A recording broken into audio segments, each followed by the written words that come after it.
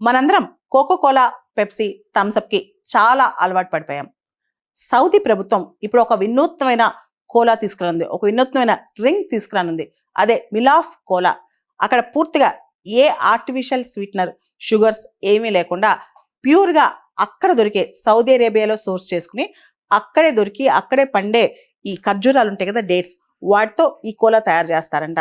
ఇది చాలా టేస్టీగా ఉండేటట్టు కూడా సౌదీ అరేబియా ఎన్సూర్ చేస్తుంది. ఈ మిలాఫ్ కోలాలో antioxidants, fibre, natural sugars, what not అన్నీ ఉంటాయంట.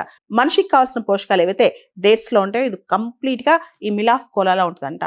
సౌదీ అరేబియా మనందరికి తెలుసు, తన ఎకానమీని 2030 కల్లా డైవర్సిఫై చేయాలని ప్రయత్నం చేస్తుంది అనమాట. అంటే కేవలం ఇంత ముందు వరకు ఆయిల్ బేస్డ్ ఎకానమీ ఉండేది, చమురుతోనే వాళ్ళ ఎకానమీ ఉండేదన్నమాట. ఇప్పుడు 2030 కల్లా రకరకాల సెక్టర్స్ లో సౌదీ అరేబియా ఎంటర్ అవుతుంది. అదేవిధంగా గవర్నమెంటే, సౌదీ అరేబియన్ గవర్నమెంటే ఈ మిలాఫ్ కోలాని ప్రొడ్యూస్ చేయబోతుందంట. ఇది కోకో కోలా, పెప్సీ కోలా వీటన్నిటికి ఎంత టేస్ట్ ఉందో అంతే టేస్ట్గా, అంతకంటే రెట్టింపు టేస్ట్గా, ముఖ్యంగా స్వచ్ఛంగా తయారు చేసే దిశగా ఆలోచిస్తుందంట. ఈ డేట్స్, ఈ ఖర్జూరాలు ఏవైతే ఉన్నాయో ఇవి సౌదీ అరేబియా దేశం నుంచే వాళ్ళే లోకల్గా ప్రొక్యూర్ చేసుకుంటారంట. ఫార్మర్స్ బెనిఫిట్ అవుతుంది, రూరల్ ఏరియాస్కి బెనిఫిట్ అవుద్ది.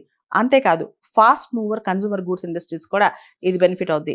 దాంతోపాటు ట్రాన్స్పోర్ట్ ఎమిషన్స్, ఇతర దేశాల నుంచి ఏమైనా కొనుక్కొచ్చుకుంటే దానికి సంబంధించిన ఎమిషన్స్ కావచ్చు, చాలా దూరాల నుంచి కొనుక్కొచ్చుకుంటే ఎమిషన్స్ కావచ్చు, ఇవన్నీ తగ్గించుకోవచ్చు. దాంతో పాటు వీటన్నిటితో పాటు లోకల్ డ్రింక్ అనే ఒక బ్రాండ్ కూడా దీనికి ఉంటుంది. మన భారతదేశంలో కూడా చూసుకుంటే మ్యాంగో కావచ్చు, కోకోనట్ కావచ్చు, జాక్ ఫ్రూట్ కావచ్చు, మిల్లెట్ కావచ్చు, వీటితో కూడా చాలా ప్రోడక్ట్స్ బయటకు వస్తున్నాయి అనమాట. ఇవి హైజీన్, హెల్దీ, దాంతోపాటు లోకల్ ప్రోడక్ట్స్. ఇవన్నీ కూడా ఈ కోకో కోలా, పెప్సీ కోలా వీటి కాంపిటీషన్కి ఇవి వస్తున్నాయి.